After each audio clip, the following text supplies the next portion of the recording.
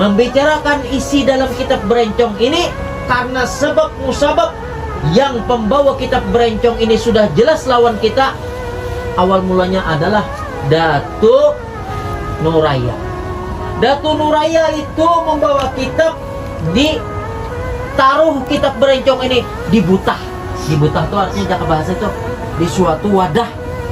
Tepat di hari raya Idul Adha, maka di saat hari raya itulah Datu yang pembawa kitab berencong ini adalah Datu Nuraya. Kenapa disebut Datu Nuraya? Karena Datu ini di hari raya itu wafat menimbulkan nur. Kenapa nur timbul? Sekalinya membawa di butah tadi ada satu kitab, namanya kitab berencong yang persegi 8, bukan persegi 4 seperti kita ini, tapi persegi 8. Kitab berencong itu persegi 8 seperti apa jaka bahasa gitu, buah rambai gimana? Tapi segi rambai itu 5 aja kah? 4 kah? Nah pokoknya ya seginya gitu. Kadang segi 4, pokoknya itu segi 8. Nah lah gitu. Dan kemudian setelah itu ditengok bahasa Banjar, dijinguk bahasa Banjar, dilihati bahasa Indonesia oleh Datu Suban. Dilihat oleh Datu Suban di dalam keranjang tadi, ternyata ada satu kitab, yaitu kitab berencong. Nah itu misalnya. Nah, dan diambillah oleh Datu Suban kitab berencong tersebut. Dan kitab berencong tersebut dilajarkan kepada murid-murid Datu Suban yang 12. Murid Datu Suban ini bisi duit, bisi murid nih 12 saja Datu Suban. Nah, kemudian orang Palembang ngarannya Datu Abdus Samad. Jakawah ini ngarannya Datu Sanggul.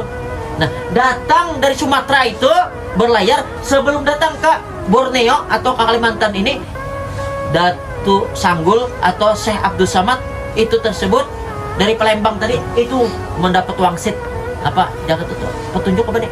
Nah, ikan bila hendak menyempurnakan ilmu datanglah ke Borneo atau Kalimantan Selatan. Tempat wilayahnya adalah Rantau Munggutayu Tatakan. Nah, sesuai alamat itu maka berlayarlah akan Datu ini, Datu Sanggul. Datu Sanggul itu diberi gelar di Rantau. Nama beliau itu Syekh Abdus Samad Al Palembangi. Nah, dari Palembang itu apa Sumatera apa kok mah dari situlah ya betul. Nah, Al Palembangi itulah Datu Sanggul. Nah, jadi diberi gelar Datu Sanggul itu sudah berada di Rantau. Nah, jadi beliau itu menjadi murid yang ke-13 oleh Datu Suban. Jadi muridnya Datu Suban ini jumlahnya seberataan 13 orang, satu pendatang, orang benua asli 12 orang. Nah, kemudian kitab berencong ini dipelajari oleh Datu Suban dan setelahnya itu diwarisakan kitab berencong ini kepada Datu pendatang tadi. Datu nang sanggup menerima kitab berencong ini. Jadi nang lain nang murid asli Banua nih, nang 12 tadi ada nang sanggup dilihat oleh Datu Suban. Yang sanggup ini si pendatang yaitu Datu Sanggul atau Datu Abdus Samad Al Palembangi ini nih, nang sanggup menerima kitab berencong.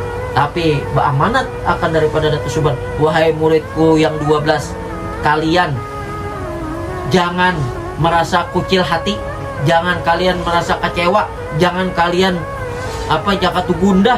Kitab ini aku serahkan kepada murid yang pendatang ini, yaitu dari Abdus Samad tadi, Syekh Abdus Samad.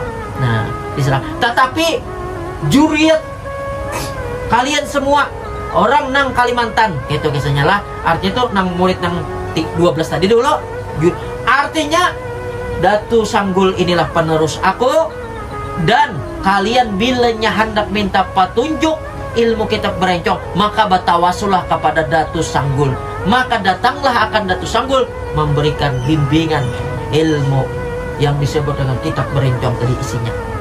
Dan kemudian setelahnya itu kitab berencong itu mendapat wasilah, artinya wasiat ini dipindah tangankan separuh. Pertama separuh dulu lawan Datu Kalampayan di Mekah, waktu itu diberi di Mekah separuh, belum lagi sempurna separuhnya di Borneo atau di Rantau Tatakan Muning, menyempurnakan. Tapi dengan satu catatan, satu syarat, Datu Kalampayan, kata Datu Sanggul, membawa kain putih. Nah itu syaratnya. Dari sejak itu sudah ada syarat. Munnya kada syarat, dan kayak hendak menerimanya. Artinya jaka bahasa kita tuh penyerahan maksudnya. Tapi setelah datang itu tadi riwayat kita perencongan ini, setelah itu datang Datu Kalampayan tadi mengambil kitab sepanggalnya tadi di Muning Tatakan atau Rantau tadi, maka di saat itu pula berpulang ke rahmatullah akan Datu Abdul Samad atau Datu Sanggul atau Datu Abdul Samad Al-Palembangi tadi, berpulang ke rahmatullah di waktu itu. Lalu diambillah, disempurnakan kitab perencongan dan seterusnya diwariskan kepada orang-orang yang menerima ahli warisnya seperti kita sebenarnya. Nah itu. Jadi kita nih mendapatkan waris kitab berencong ini dari izin nang 4 serangkaian ini. 4 serangkaian katanya. Satu pertama Datu Nuraya, nama asli beliau Abdul Rauf, Syekh Abdul Rauf. Yang kedua Datu Suban, nama beliau Syekh Sayyiban, makanya disebut Datu Suban, Syekh Sayyiban. Kemudian yang ketiga pulang Datu Sanggul, nama beliau Syekh Abdul Samad Al-Palembangi. Yang keempat adalah Syekh Muhammad Arsad Al-Banjari, nama beliau asli adalah Sayyid Ja'far Siddiq Al-Idrus. Itu nama asli Datu Kalampayan adalah Sayyid Ja'far Siddiq Al-Idrus bin Abdullah bin Abu Bakar. Itu kisahnya, bin Sultan Sayyid Abdul Rasyid Mindanao Al-Idrus. Jadi itu Datu Kalampayan tuh Syekh Muhammad Arsad Al-Banjari itu supaya dikenal orang. Jadi nama itu nama nang jaka bahasa kita tuh oleh Datu di Madinah, Datu Madinah ngaranya. Siapa itu? Ya, Syekh Saman Al-Madani, paguruan Datu Kalampayan nih. Syekh Saman menyebut ini murid kesayanganku adalah, ini belajar nih, desa belajar, murid kesayangan adalah Syekh Muhammad Arsad Al-Banjari.